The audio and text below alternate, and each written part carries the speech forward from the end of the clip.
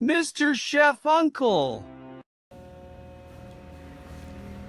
මේ දවස්වල ඉතාමත්ම වේගයෙන් පැතිරලා යන උණ හෙම්බිරිසාව කැස්ස වගේ ලෙඩ රෝග සඳහා මේ අපි මේ කියන්නේ ඉංග්‍රීසි බෙහෙත් ඒ ගන්නවා වගේම අපේ ශරීර සෞඛ්‍යය ආරක්ෂා කර ගැනීම සඳහා අපි විශේෂ රසම් එකක් හදන්න ඕගොල්ලන්ට කියලා දෙන්නයි යන්නේ.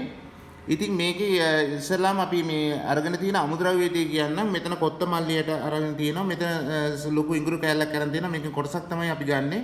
ඊළඟට සියඹලා ලෙඩ රෝග රසකට ඉතාමත්ම ගුණදායකයි.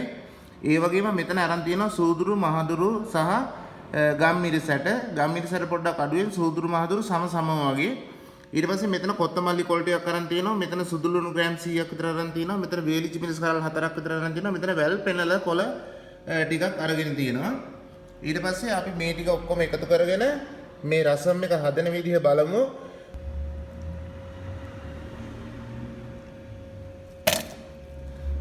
මේ වගේ සුදු ලුණු ටික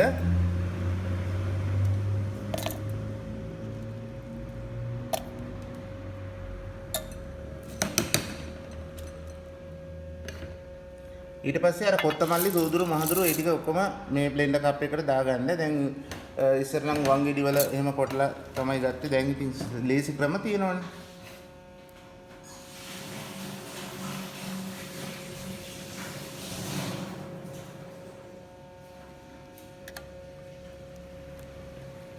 ඊට පස්සේ අර වේලිච්ච මිරිස් කරල් දෙක තුනක් මේකටම දාලා කොළ ටික අපි පස්සේ චොප් කරලා දාමු.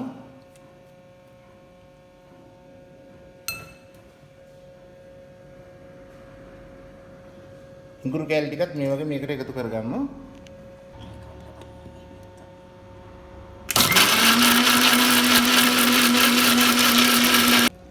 නෑ ඔබ හොඳට දැම්මම මෙන්න මේ වගේ සියඹලා ඉස්ම ටික පෙරලා වෙනම භාජනයකට දාගන්න ඕනි.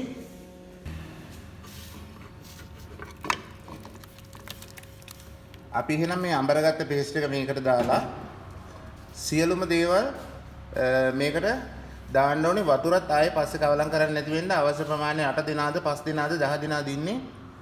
අපි ලුණු ටිකක් දාගමු.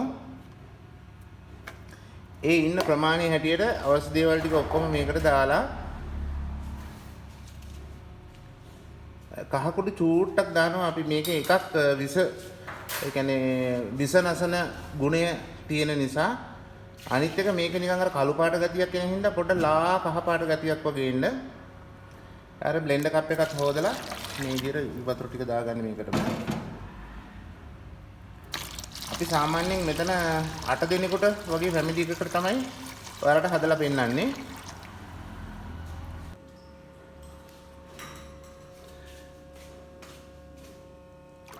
සියඹලා ටිකත් මේකටම දාලා මෙන්න මේ වගේ ස්ලෝ ෆයර් එකේ මේක ගොඩාක් වෙලා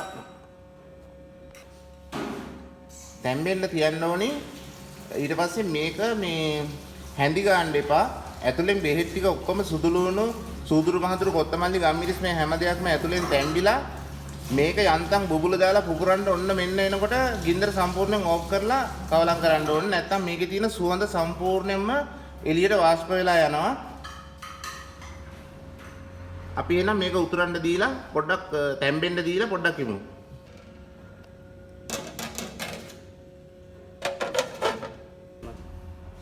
මෙන්න මේ වගේ කරපිංච කොළ ටිකක් අපි හීනියට චොප් කරලා මේකට උඩින් දාමු.